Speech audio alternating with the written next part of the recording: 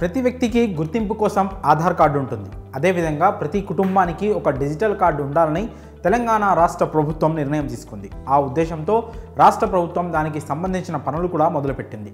ప్రజలు సులభంగా తొందరగా రాష్ట్రంలో ఎక్కడైనా సేవలు పొందేందుకు ఈ ఫ్యామిలీ డిజిటల్ కార్డులు ఉపయోగపడతాయి. అందుకే ప్రభుత్వం వాటిని అందుబాటులోకి తీసుకొస్తోంది.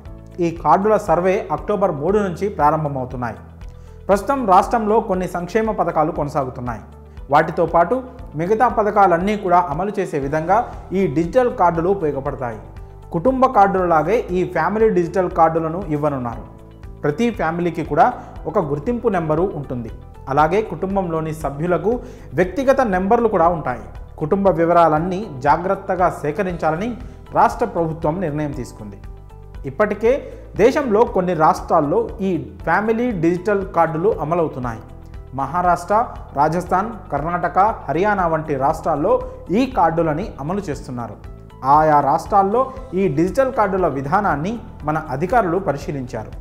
అన్నిటినీ జాగ్రత్తగా అధ్యయనం చేశారు. ఇప్పుడు ప్రజలకు ఉపయోగపడేలా మార్పులు చేస్తూ కొత్తగా అమలు చేయాలని ప్రభుత్వం చూస్తోంది. ప్రస్తుతానికైతే ఈ కార్డులను వైద్య ఆరోగ్య, పౌర సరఫరాల, ఎస్సీ ఎస్టీ బీసీ సంక్షేమ శాఖలకు అందించాలని నిర్ణయం తీసుకున్నారు. ఇందులో ఇంకా ఇతర సేవలను కూడా కలపాలని ప్రభుత్వం ప్లాన్ చేస్తోంది.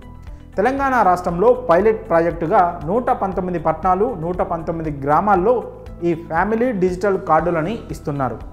ఆరోగ్యశ్రీ కార్డుల స్థానంలో వీటిని ఇవ్వనుంది ప్రభుత్వం. 155 మంది సిబ్బందితో 36 బృందాలను ఏర్పాటు చేసింది. ప్రతి బృందంలో 4 నుంచి 6 సభ్యులు, ఒక ఫోటోగ్రాఫర్ ఉంటారు. ప్రతి టీంకు ఒక తహసీల్దార్, ఎంపీడీఓ ఉంటారు. పట్టణ ప్రాంతాల్లో మున్సిపల్ కమిషనర్, మండల స్థాయిలో అందుబాటును బట్టి మండల అధికారులు, ఒక ఫోటోగ్రాఫర్ ఉంటారు. ప్రతిరోజు ఒక్కో బృందం 30 కుటుంబాల చొప్పున 5 రోజుల పాటు 150 ఇళ్లకు వెళ్తుంది. మొత్తం 5400 కుటుంబాల వివరాలను తీసుకుంటారు. వారి వివరాలు నమోదు చేసుకొని ఏవైనా మార్పులు ఉంటే చేస్తారు. కుటుంబ సభ్యులందరి సమ్మతం ప్రకారం కార్డు కోసం ఫోటో తీసుకుంటారు. ఈ సర్వే పర్యవేక్షణకు 6 ప్రత్యేక అధికారులను నియమించారు. దీన్ని 5 రోజుల్లో పూర్తి చేసి ఈ నెల 7 లోపు వివరాలను సమర్పించనున్నారు. మరి ప్రభుత్వం తీసుకున్న ఈ డిజిటల్ కార్డుల నిర్ణయంపై మీ అభిప్రాయాలను కామెంట్స్ రూపంలో తెలియజేయండి.